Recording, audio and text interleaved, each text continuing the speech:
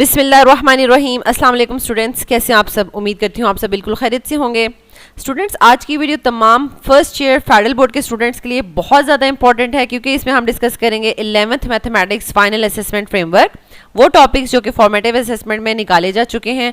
तो आपने उनकी बहुत ज़्यादा प्रैक्टिस नहीं करनी, क्योंकि थ्योरी में उनसे रिलेटेड कोई भी क्वेश्चन नहीं आएगा। ठीक है, तो अब मैथ्स में ये है कि बहुत से सब्जेक्ट्स में ऐसा किया फेडरल बोर्ड ने कि कुछ टॉपिक्स निकाले हैं, लाइक पूरे चैप्टर पूरी बुक्स में से एक दो टॉपिक्स निकलवाए हैं। ठीक है, लेकिन कुछ में इतने ज़्यादा टॉपिक्स निकलवा दिए हैं कि बुक्स में मतलब स्टूडेंट्स को बहुत ज़्यादा रिलीफ फील हो रहा है कि काफ़ी ज़्यादा टॉपिक्स जो है वो निकाले जा चुके हैं। तो फर्स्ट ईयर मैथमेटिक्स में भी बहुत सारे टॉपिक्स जो है वो फॉर्मेटिव असेसमेंट में निकाले जा चुके हैं। तो आपने ये वीडियो कंप्लीट वॉच करनी है।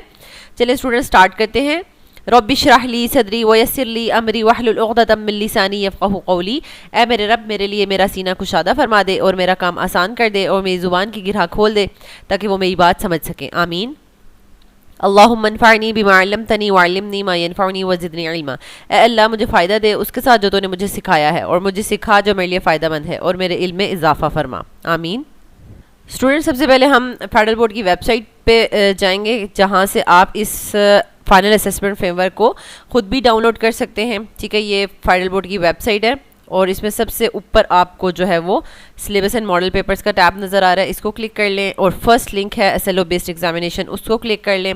तो ये आपके पास जो पेज आ जाता है, ठीक है, इसमें तमाम के तमाम सब्जेक्ट्स के लिए जो है वो 9th 10th first year second year के लिए फाइनल असेसमेंट फ्रेमवर्क्स के PDFs अपलोड हैं। ठीक है, तो यहाँ पर हम 11th क्लास का मैथ्स का जो है वो PDF उसको डाउनलोड करेंगे।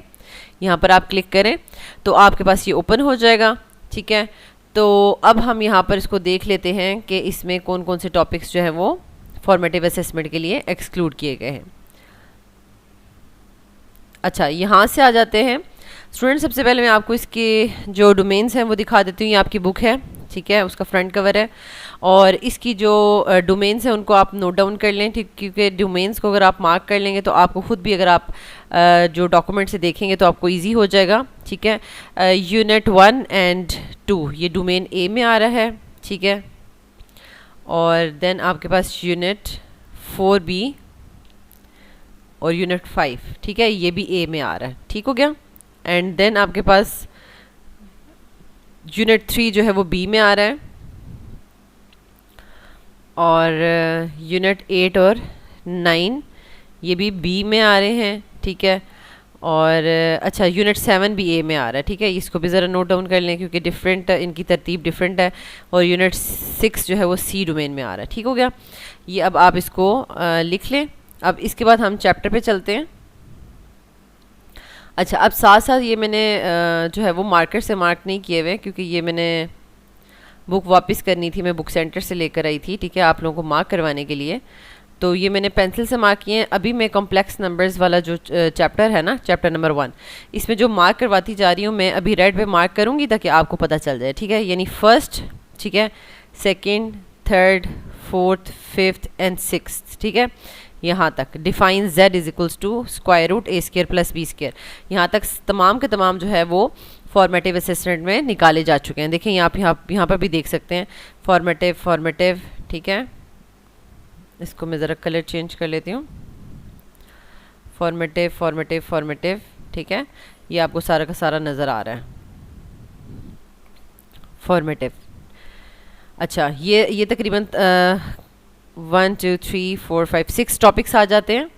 अच्छा, अब इसके बाद हम आ जाते हैं नेक्स्ट हमारे पास explain the polar coordinate system. ठीक है, ये भी हमारे पास जो है वो फॉर्मेटिव में आ जाता है। ये देखें, यानी साथ साथ आपको डॉक्यूमेंट भी दिखा रही हूँ ताकि आपको पता चलता जाए कि वाकई में ये सारे के सारे फॉर्मेटिव में ही जा रहे हैं। ठीक है, जब इन टॉपिक्स को चैप्टर के अंदर देखा गया, ठीक है, इसको भी आप क्रॉस लगा लें। ठीक है, इस वाले को फिर अब इस पर जो हमने चैप्टर पे क्रॉस लगाया तो चैप्टर में देख लें हमारे पास ये कॉम्प्लेक्स नंबर्स। ठीक है, real and imaginary parts of the complex numbers. ठीक है, अब उसके बाद conditions for the equality of the two complex numbers, basic algebraic operations on complex numbers। ठीक है, इसको भी आप क्रॉस लगा लें। ये पूरा बेसिक ऑपरेशंस इस पूरे चैप्टर मतलब पेज पे अप्लाई हो रहे हैं। ठीक है, ये सारे के सारा पेज जो है वो एक्सक्लूड हो जाएगा। देन दिस पेज भी, ये भी सारा का सारा एक्सक्लूड है। ठीक है, अच्छा फिर आ जाएं conjugate of a complex number. ठीक है, इस पे भी क्रॉस लगा दें। अच्छा फिर आपके पास आ जाता है magnitude of a complex number और modulus of a complex number, इस पे भी क्रॉस लगा दें। और लास्ट में पोलर कोऑर्डिनेट सिस्टम पे भी क्रॉस लगा दें। ठीक है, ये सारे के सारे टॉपिक्स नहीं आ रहे तो इनसे रिलेटेड न्यूमेरिकल्स भी नहीं पूछे जाएंगे। ठीक है, देन आप आ जाएं chapter number 2 matrices and determinants पर। इस पूरे चैप्टर में से सिर्फ एक टॉपिक निकाला गया है, अप्लाई मैट्रिसेस इक्वेशंस। ठीक है, addition, subtraction and multiplication of matrices. ठीक है, तो इसमें आप देख लें, ये यहाँ पर आप देख सकते हैं कि इस मैट्रिसेस वाले चैप्टर में जस्ट एक जो है वो फॉर्मेटिव असेसमेंट का टॉपिक है। ठीक है, बाकी सारे के सारे जो है वो सबमिटिव है। ठीक हो गया। अब इसमें हम जो क्रॉस लगाएंगे वो आप देख लें, हमारे पास जो है वो ये एडिशन, यानी एडिशन ऑफ मैट्रिसेस। अच्छा 2.2.2। ठीक है, अच्छा फिर आ जाएगा 2.2.3 सब्सट्रैक्शन ऑफ मैट्रिसेस, और फिर आ जाएगा 2.2.4 मल्टीप्लिकेशन ऑफ मैट्रिसेस। ठीक है, इन पे क्रॉस लग जाएगा। अच्छा फिर हमारे पास आ जाता है third chapter vectors in space, और इसमें तकरीबन देखें स्टार्ट के 4-5 टॉपिक्स जो हैं वो नहीं आ रहे। First, second, third, fourth, fifth 5 topics जो हैं वो इसमें से निकाले जा चुके हैं। ठीक है, इनको आप मार्क कर लें। तो ये है हमारे पास वेक्टर्स इन स्पेस वाला। ठीक है, और इसमें आप देख सकते हैं 1 2 3 4 5 टॉपिक्स ये सारे के सारे फॉर्मेटिव असेसमेंट के हैं जो हमने मार्क कर लिए हैं। ठीक है, इसके बाद आप इसको ज़रा चैप्टर पे आ जाएं, वही टॉपिक्स जो हमने वहाँ पे बाहर मार्क किए हैं, वेक्टर इन स्पेस। ठीक है, अच्छा इसको क्रॉस कर दें, कंपोनेंट्स ऑफ अ वेक्टर, इसको जो है वो क्रॉस कर दें। फिर आप आ जाएं मैग्नीट्यूड ऑफ अ वेक्टर। ठीक है, इससे रिलेटेड क्वेश्चन नहीं आएगा। अच्छा फिर आ जाएं आप properties of a vector, addition. ठीक है, ये नहीं आएंगी। अच्छा उसके बाद properties of a scalar multiplication, ये नहीं आएगा। फिर डॉट, अच्छा इसके पीछे अब डॉट एंड क्रॉस वाली एक चीज़ अंडरस्टैंड कर लें यहाँ पर, यानी डॉट एंड क्रॉस का इन्होंने 2 बातें कही हैं ना। ठीक है, अब यहाँ पर क्या है कि यहाँ पर आपको ऐसा लॉज में लग रहा है कि डॉट और स्केलर प्रोडक्ट नहीं है क्योंकि वो इसी का पार्ट है ना, लेकिन जो है आप अगर इसको असेसमेंट फ्रेमवर्क देखें तो इसमें आपको कहीं नहीं नज़र आ रहा। 1 2 3 4 पॉइंट्स ही नज़र आ रहे हैं। ठीक है, इसमें 1 2 3 4 1 2 3 4 और 5 पॉइंट्स है, मतलब ये वाला पॉइंट ना जो है वो असेसमेंट फ्रेमवर्क में नहीं है, तो और ये वाला इंक्लूड किया हुआ है। इसका मतलब है कि स्केलर डॉट प्रोडक्ट वाला टॉपिक इंक्लूड किया जाएगा। ठीक है, तो इस वजह से मैंने यहाँ पर इसको टिक लगाया कि इसको आप क्रॉस ना कर दीजिएगा, ये इंक्लूडेड है और बाकी सारे टॉपिक्स भी इंक्लूडेड हैं, जिन पे सिर्फ क्रॉस लगाया है उनको निकालना है। ठीक है, sequences and series chapter number 4। ठीक है, इसमें भी आपके पास जो है वो 2 टॉपिक्स निकलवाए हैं, identify a sequence and find the sum of. ठीक है, और ये इनका आपको पॉइंट्स दिए हुए हैं। अब ये है हमारे पास सीक्वेंस एंड सीरीज़ वाला टॉपिक, और उसमें एक फॉर्मेटिव असेसमेंट का टॉपिक ये है, आइडेंटिफाई सीक्वेंस ऑफ अरिथमेटिक और geometric sequence up to the nth term, और दूसरा टॉपिक ये है फाइंड द सम ऑफ। ठीक है, तो ये दोनों को हमने मार्क कर दिया है। ठीक है, क्रॉस लगा दिया है, आप क्रॉस लगा दें इनके ऊपर। ठीक है, ऐसे करके। ठीक है, अच्छा फिर आपने ज़रा चैप्टर में देख लेना है कि इससे रिलेटेड कौन कौन से टॉपिक्स हैं। अब हमारे पास ये देखें formula of the nth term of the arithmetic sequence. ठीक है, एक nth term of arithmetic sequence वाला ये वाला। ठीक है, अच्छा उसके बाद आपके पास आ जाता है formula of the nth term of the geometric sequence. ठीक है, ये वाला भी क्रॉस कर दें, 4.4.1 वाला। और सम इम्पॉर्टेंट रिजल्ट्स। ठीक है, ये वाला यानी जिसमें आप n नंबर्स का सम ऑफ द स्क्वायर्स ले रहे हैं, क्यूब्स ले रहे हैं of the first n natural numbers. ठीक है, तो ये सारे फार्मूलाज, ठीक है, ये सारे क्रॉस हैं, इससे रिलेटेड क्वेश्चन नहीं आएगा। और इन्हीं फार्मूलाज को नेक्स्ट पेज पे जो है वो सॉल्व करवाया जा रहा है। ये वाला पूरा पेज एक्सक्लूडेड है।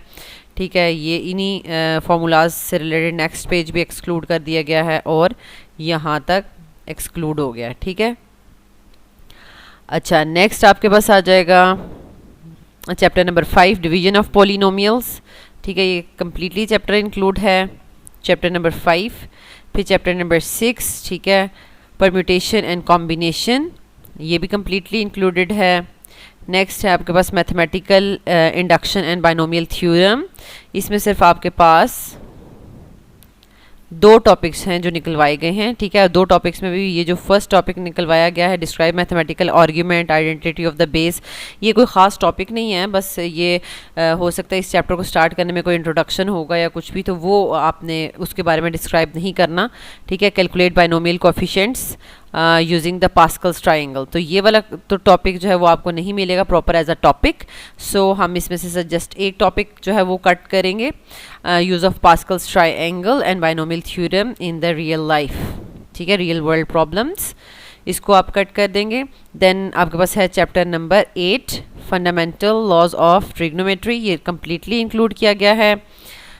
और देन चैप्टर नंबर 9 है जो कि कम्प्लीटली इंक्लूड किया गया है ट्रिग्नोमेट्रिक फंक्शंस। तो यहाँ तक हमने मैथ्स को कम्प्लीटली डिस्कस कर लिया है। काफ़ी सारे चैप्टर्स में से जो है वो इन्होंने फॉर्मेटिव असेसमेंट के लिए टॉपिक्स निकाले हैं, तो इट मीन्स कि वो अगर टॉपिक्स निकल गए हैं तो उससे रिलेटेड न्यूमेरिकल्स या एक्सरसाइज के क्वेश्चंस भी नहीं पूछे जाएंगे। ठीक है, thank you so much students for watching this video. अगर आपको ये वीडियो अच्छी लगी है तो आप ज़रूर इसको लाइक भी करें, बाकी स्टूडेंट्स के साथ भी शेयर करें। ठीक है, ताकि बाकी स्टूडेंट्स को भी जो है वो असेसमेंट फ्रेमवर्क्स का पता चले, फॉर्मेटिव असेसमेंट के कौन से टॉपिक्स नहीं आ रहे और वो बहुत अच्छे से तैयारी कर सकें। अगर आपको कोई भी टॉपिक पे जो है ख़ास वीडियो चाहिए या डिफरेंट आपके क्वेश्चंस हैं, क्वेरीज़ हैं, तो आप कमेंट बॉक्स में पूछ सकते हैं। ठीक है, आपके क्वेश्चंस के जो है आंसर्स दिए जाएंगे, आपकी क्वेरीज़ को सॉल्व किया जाएगा। अल्लाह ताला आपको बहुत आसानियाँ अता फरमाए और आसानियाँ तकसीम करने का शर्फ अता फरमाए। आमीन।